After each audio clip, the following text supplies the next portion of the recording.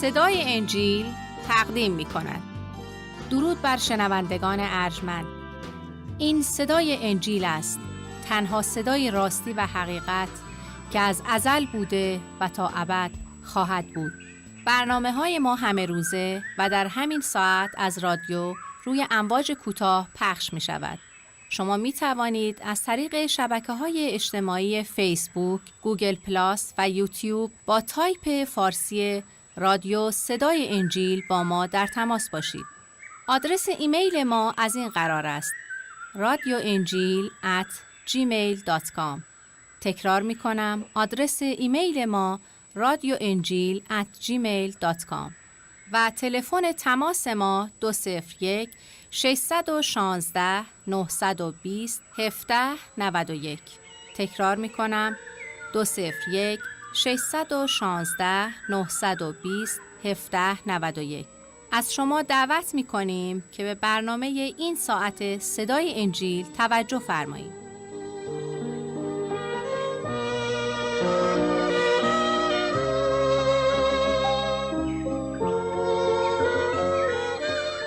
مطالعه و بررسی تورات مقدس، برنامه از صدای انجیل.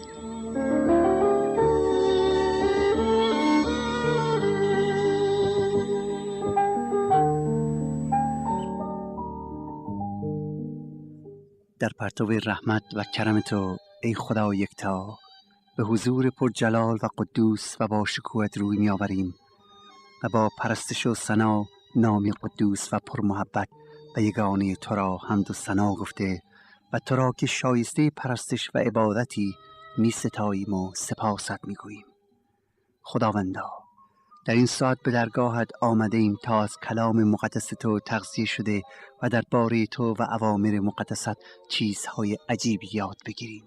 بنابراین استدعا داریم که افکار و هستی وجودمان را از پریشانی ها و مشکلات و آزارهای دنیوی آزاد کن تا تماما متوجه تو باشیم و به وسیله هدایت روح القدست کلامت را بفهمیم و آن را بپذیریم.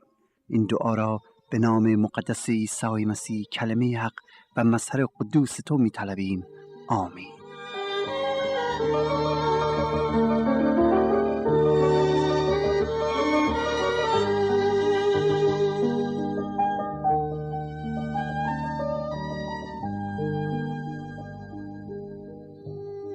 برادران و خواهران عزیزم، مادران و پدران گرامی و ایمانداران محبوب، شادی و سلامتی خدا یکتا و محبت او بر شما عزیزان باد.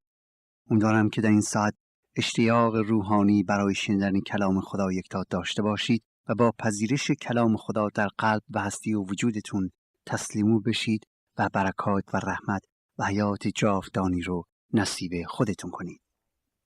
برنامه این ساعت پایان بخش مطالعه کتاب تثنیه، آخرین قسمت از تورات مقدس می باشه و با کمک خدا از برنامه آینده به عهد جدید یعنی انجیل مقدس روی می آوریم و کتاب اعمال رسولان که پنجمین قسمت از انجیل مقدس با دیگر مطالعه خواهیم کرد. حالا از شما دعوت می کنم که اگر تورات مقدس رو در اختیار دارید، لطفاً اون رو به صفحه 325 یعنی فصل 32 از کتاب تثنیه بگشایید تا آخرین گفتار موسی و همچنین نحوه مرگ او را با دیگر مطالعه کنیم. اگر شما از شنوندگان جدید ما هستید که کلام خدا رو در اختیار ندارید ولی مایل به دریافت آن می باشید، ازتون دعوت می کنم که حتما برامون نامه بنویسید تا براتون کلام خدا رو به زبان فارسی تهیه کنیم. آدرس در پایان وقت مجددا خدمت شما عزیزان تکرار خواهد شد. این برنامه رو از صدای انجیل میشنوید. فصل 32 از کتاب تثنیه فصل سرود و ستایشه و این سرود برای قوم یهود معنی بسیار خاصی رو داره. در فصل 31 خدای یکتا به موسی امر می‌فرماید که اینک ایام مردن تو نزدیک است. پس الان این سرود را برای خود بنویس و تو آن را به بنی اسرائیل تعلیم داده آن را در دهان ایشان بگذار تا این سرود برای من بر بنی اسرائیل شاهد باشد. این سرود مثل شاهد پیش روی ایشان شهادت خواهد داد. پس با دلیل عطا کردن متوجه می شویم که علت این که این سرود بسیار مهمه چیه. خداوند می‌خواهد که قوم بنی اسرائیل این اشعار و یا این سرود را به خاطر بسپارند تا همیشه بیادشون بیاد که کی بودند و حالا چه هستند و اینکه خدا چگونه آنان را در دست‌های پرقدرت خودش حفظ کرد و برکات سماویش را به آنها عطا کرد، آن هم زمانی که هیچ لیاقتش را نداشتند. پس هر اسرائیلی وظیفه داشت این سرود را از بر کرده و همچنین به فرزندان خود تعلیم بدهد. این سرود حالت در واقع ستایش و تاریخ برای آنان داشت. قسمت اول آن مقدمه که حالا توجهتون رو به این سرود جلب میکنم. آیه اول میفرماید ای آسمان گوش بگیر تا بگویم و ای زمین سخنان دهانم را بشنو. تعلیم من مثل باران خواهد بارید و کلام من مثل شبنم خواهد ریخت، مثل قطره‌های باران بر سبزی تازه و مثل بارش‌ها بر نباتات. زیرا که نام یهوه خدا را ندا خواهم کرد، خدای ما را به عظمت وصف نمایید. او صخره است و اعمال او کامل، زیرا همه طریق‌های او انصاف است. زیرا همه طریق‌های او انصاف است. خدا امین و از ظلم مبرا است، عادل و راست است او. خدا امین و از ظلم مبرا است، عادل و راست است او. در آیه اول دوستان عزیز، پروردگار عالم آسمان و زمین را به عنوان شاهد برمی‌گزیند تا موقعیتی که اسرائیلی ها را در سرزمین مقدس خواهند داشت برایشون بازگو کنه. به عبارت دیگر تا آسمان و زمین شاهد باشند سرزمینی که او به بندگان ابراهیم می‌دهد مملو از نعمات است و اگر روزی لعنت و نفرین و بدبختی و مرض و وبا و قحطی بر این زمین وارد شود، این مقصر نیست، خداوند مقصر نمی باشه، بلکه خود اسرائیلی ها هستند که زمینشان را در لعنت و نفرین قرار خواهند داد. و همچنین که دوستان عزیز بعدها ملاحظه می‌کنیم حضرت اشعیا می‌بیند که چگونه قوم بنی اسرائیل سرزمین مقدس و سرزمین آباد را نابود می‌کنند. می‌گوید که داوری خدا بر این قوم آمده است، زیرا آنها از خدا دوری ورزیدند و نعمت خدا را رد کرده و در عوض لعنت خدا را پذیرفتند. اتفاقاً حضرت اشعیا همین آیه را نقل می‌کند و می‌گوید ای آسمان بشنو و ای زمین گوش بگیر، زیرا خداوند سخن می‌گوید.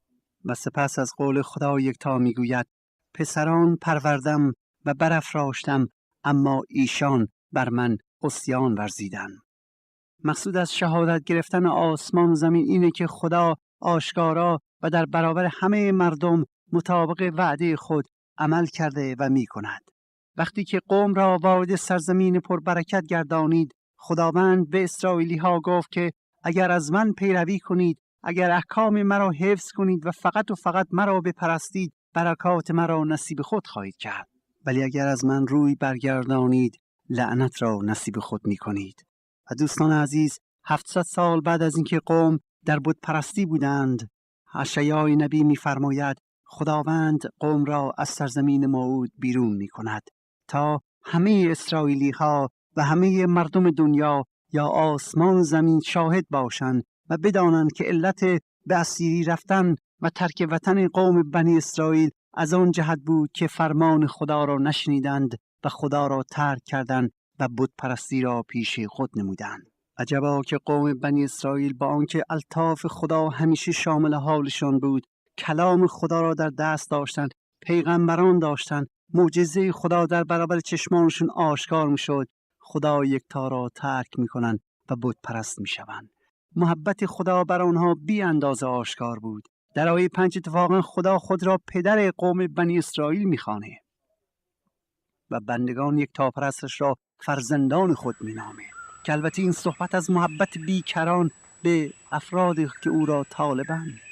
خدا محبته و حالا محبتشو در چیز جسمانی به بشر آشکار میکنه و تشبیه بشری رو به کار میاره تا انسان بفهمه که واقعا خدا یک هیولایی نیست که در اون بالاها وایساده و چوبی به دست گرفته و آدمی رو تنبیه میکنه. خیر، خدا خدای محبت، پیغمبران را فرستاد و که در واقع از روی محبتش بود، کلامش را داد از روی محبتش بود. قوم بنی اسرائیل را از اسیری آزاد کرد. چرا؟ چون اینها رو دوست داشت. خدا محبته و میخواست اینا رو محبت کنه. آنها را فرزندان خود میخوانه و خودش رو مثل پدر به آنها معرفی میکنه. این خدای محبت به قوم بنی اسرائیل میگه چون که دوستتون دارم صریحاً بهتون میگم اگر از راه من پیروی کنید برکات مرا نصیب خود کردید. ثمره پیروی کردن از من عطایای بی‌نظیره، ولی اگر از من ترک کنی ثمره نافرمانی بلا و بدبختیه. موسی میدانست که این قوم به هر حال یاغیگری میکنن، میدانست که خوشی و برکات الهی به قول معروف زیر دلشون میزنه و آنها را ترک میکنن و به سوی دنیا روی میآورند. برای همینه از آیه 6 قوم را قدر نشناس میخوانه و میگوید ای قوم احمق و غیر حکیم، آیا او پدر و مالک تو نیست؟ او که تو را آفرید و استوار نمود. ایام قدیم را بیاد آور، در سالهای در به دور تأمل نما. از پدر خود بپرس تا تو را آگاه سازد و از مشایخ خویش تا تو را اطلاع دهند. چون حضرت اعلی به امتها نصیبیشان را داد و بنی آدم را منتشر ساخت، آنها حدود امتها را قرار داد بر حسب شماره بنی اسرائیل، زیرا که نصیب یهوه قوم وی است و یعقوب قرعه میراث اوست. او را در زمین ویران یافت و در بیابان خراب و هولناک او را احاطه کرد و منظور داشت و مثل مردمک چشم خود محافظت نمود. دوستان عزیز، در اینجا محبت خدا بر قوم بنی اسرائیل موسی رو بیان میکنه، آشکار میکنه. پروردگار مهربان از قوم بنی اسرائیل دعوت میکنه که به آنچه که او براش انجام دادن توجه کنن، به آن دقت کنن و همیشه آن رو به خاطر بسپارن. چرا؟ تا بدین وسیله همیشه متوجه خدا باشن و در هر حال از او پیروی کنن. در این آیات با آنها میگوید که ببینید ای قوم بنی اسرائیل، چگونه شما را از سرزمین خشک یعنی مصر و از بردگی و فرعون آزادتون کردم. از صحرای سخت و هولناک سینا هدایتتون کردم و شما را مثل مردمک چشم خود عزیز داشتم. از شما نگاهداری نمودم در حالی که لیاقت هیچ چیزی رو نداشتید. دوستان، قوم بنی اسرائیل مردمانی پست و بی‌ارزش بودند، ولی خدا از روی محبت خود آنان را مثل مردمک چشم دوست داشته و نگاهداری کرد. و حالا این قوم وظیفه دارند که در قبال محبت خدا باید از شریعت او اطاعت کنند. در غیر این صورت باید بدانند که به آنچه که بودند و چه بسا بدتر از آن برخواهند گشت و در واقع بلایای سختی نصیبشون میشه، زیرا در برابر محبت خدا هیچ عکس العمل درستی نشون ندادن. موسی به خاطرشون میاره در آیه 35 که اگرچه او خدای محبت، خدای رحیم و بخشنده است، ولی او خدای عادل هم هست. خدایی است که داوری میکنه، قضاوت میکنه و انتقام و جزا را میگیره. برای همین است که خدا میگوید ای اسرائیل، انتقام و جزا از آن من است. یعنی فراموش نکنید که در قبال الطافی که به شما کردم شما مسئولیت دارید و روزی شما رو در برابر آن بازخواست میکنم از الطافی که به شما کردم. سپس در آیه 39 خلاصه مطلب بیان گردیده که میخوانیم. خدا میگوید الان ای قوم بنی اسرائیل، ببینید که من خود او هستم و با من خدای دیگری نیست.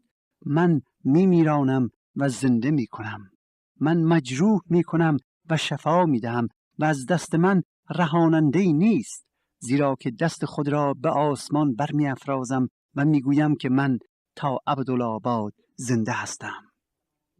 و موسی آمده تمامی سخنان این سرود را به سمع قوم رسانید، او و یوشع ابن نون. و چون موسی از گفتن همین سخنان به تمامی اسرائیل فارغ شد، به ایشان گفت دل خود را به همه سخنانی که من امروز به شما شهادت میدهم مشغول سازید، تا فرزندان خود را حکم دهید که متوجه شده تمامی کلمات تورات را به عمل آورند. موسی قوم بنی اسرائیل رو دستور میده که این شعر را حفظ کنن، یعنی کارهای خدا را دائما به خاطر بسپارن. چرا؟ تا همیشه به یاد خدا باشن. امر بهشون میکنه این کار را بکنید. و دوستان عزیز، هدف مخصوصی موسی داره تا به قوم تعلیم بده که قدر شناس باشن، چیزی که من و شما باید از آن یاد بگیریم کلام خدا داره امروز به من و شما امر میکنه که من و شما نیز نسبت به عطایا و الطاف خدا بایستی قدرشناس باشیم و نسبت به کلام خدا در قبال اوامر خدا مطیع گفتارش باشیم. همچنین در این آیات موسی به بعضی از صفات و سیرت خدا یکتا اشاره میکنه و یادآور میشه که او خدا یکتا قادر مطلق و عظیم و خدای قدیر است، خدای ازلی و ابدی و تنها خدای حقیقی، و اگر به او توجه کنند و از او پیروی کنند فیض خدا همیشه شامل حالشان خواهد بود. در غیر این صورت انتظار رحمت رو از خدا نداشته باشم. ای عزیزان، همینطور که خدمتتون عرض کردم بارها و بارها در فصل‌های این کتاب تثنیه ملاحظه می‌کنیم که این بشر است که اراده و اختیار دارد که یا برکت و حیات الهی رو دریافت کنه و یا لعنت و مرگ. آنانی که میگویند سرنوشت بشر از همان ابتدا به ثبت رسیده و آدمی اختیاری از خود نداره و نمیتواند سرنوشت خود را تغییر بده، دوستان عزیز هنوز متوجه صفات خدای عادل که اختیار اراده را به بشر داده است نشدند. و در حقیقت باعث بگیم که این کسان که اینطور فکر میکنن کاملا برخلاف تعلیمات خدا دارن فکر میکنن.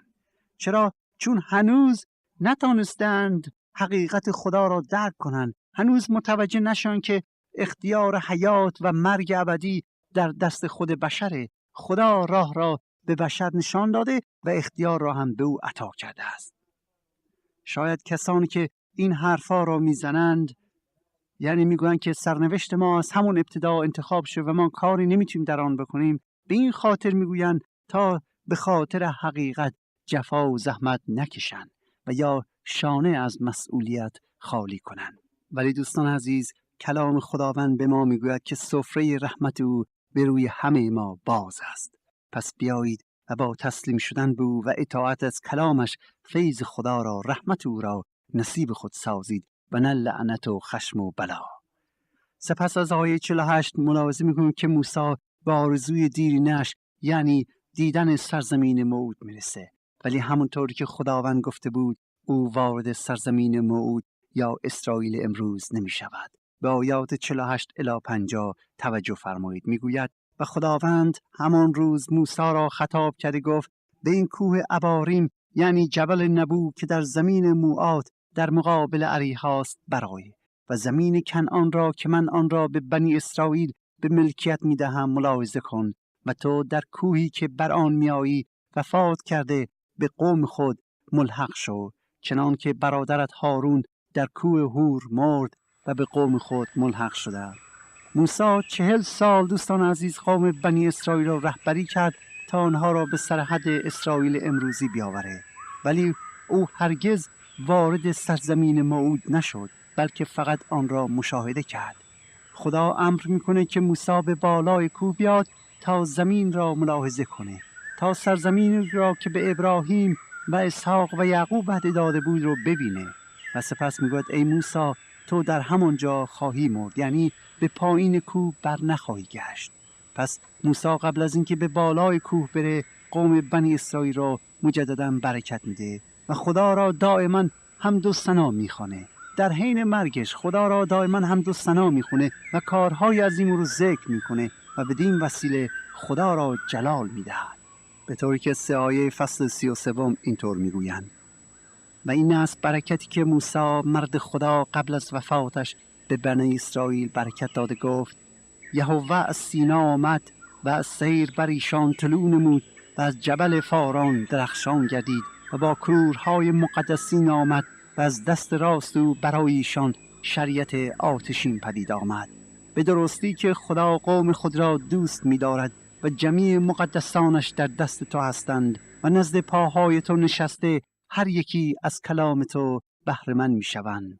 و موسی برای ما شریعتی عام فرموده که میراث جماعت یعقوب است.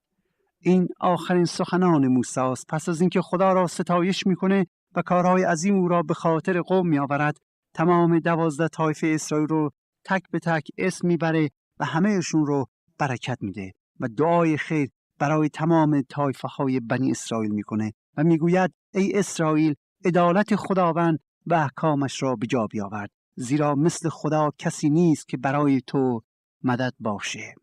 خوشا به حال تو ای اسرائیل، کیست مانند تو ای قومی که از خداوند نجات یافته؟ خوشا به حال تو که او سپر نصرت تو و شمشیر جاه تو می باشد.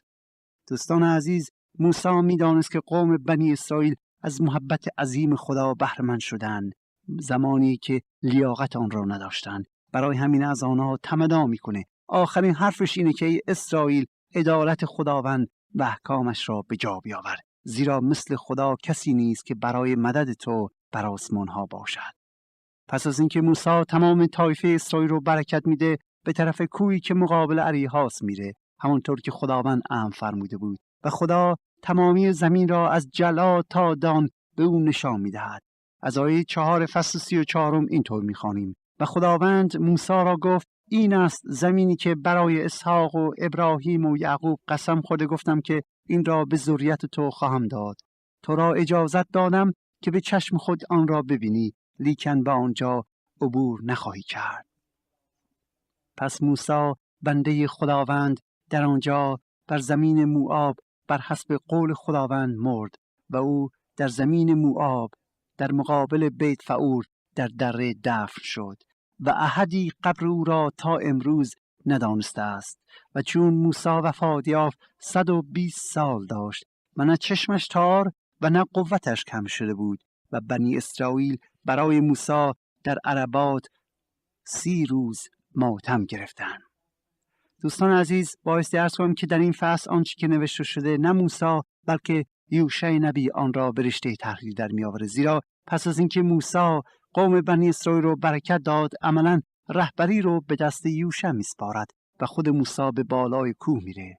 خدا به موسی سرزمین اسرائیل رو نشون میده و در بالای کوه او نیز جان را به جان آفرین تسلیم میکنه. آیه 6 و 7 بسیار بسیار مهمه و اون اینه که میفرماید خداوند موسی را در دره دفن کرد. مقصود اینه که با قدرت الهی جسد موسی به طور معجزه‌آسا به خاک سپرده شد، به طوری که هیچ کس نمیداند قبر موسی کجاست. و برای همین است که امروز هیچ بنایی یا مقبره یادبودی که یادآور آرامگاه موسی باشه وجود نداره. و دوستان عزیز، در اینجا بایستی بگم که این خیلی خیلی مهمه. برای این امر بسیار مهمه که بدونیم که چرا خدا اجازه نداد قوم بنی اسرائیل موسی را دفن کنند و یا مقبره یا آرامگاهی برای این مرد برگزیده خود درست کنند. جواب این سوال مطابق کلام خدا بسیار آشکاره. دوستان عزیز، پروردگار مهربان در تمام تعلیمات خودش به قوم یهود امر کرده بود که فقط و فقط او را سجده کنند و هرگز در برابر هیچ چیزی، چه در زمین، چه در دریا و چه در آسمان و چه در زیر زمین سجده نکرده و هیچ چیزی جز او را نباید پرستش کنند. خدا چون میدانست ذات انسان چطوره، عمدن این کار را میکنه. عمدن معجزه میکنه که جسد موسی را در دره خاک کنه بدون که کسی بفهمه کجاست. چرا؟ تا مبادا مقبره موسی زیارتگاه و عبادتگاه عاشقان راه او باشه. مبادا مردم به جای اینکه خدا را پرستش کنن، به جای اینکه خدا را عبادت کنن، برن و مقبره موسی و یا خود موسی را عبادت کنن. و خدا میدانست که آدمیان این کار را میکنن. چرا؟ چون موسی برای قوم یهود یک نجات دهنده بود و او یگانه پیامبری بود که با خدا روبرو سخن گفته بود. او تنها کسی بود که 40 سال تمام هر روز با خدا به نحو مخصوصی صحبت میکرد، مشورت داشت. او میدانست که انسان 1000 بهانه و دلیل پیدا میکنه که مقبره او را مرکز عبادت قرار دهند، چیزی که از نظر آدمیان شاید نشان احترام و خلوص نیت در عبادت باشه، اما از نظر خدا بت پرستی محسوب میشه. دوستان عزیز، در اینجا یک تفاوت مهمی بین یهودیت و مسیحیت و سایر مذاهب است که بایستی دقت کنیم. حالا در اینجا این سوال پیش میاد که نظر تورات در مورد این همه زیارتگاه ها چیه؟ مگر نه اینکه شایسته است که مقبره های مقدسین را محترم بشماریم، آنها را تنظیم کنیم و یا به قول معروف از طلا بسازیم و خدا را به خاطر آنها شکر کنیم؟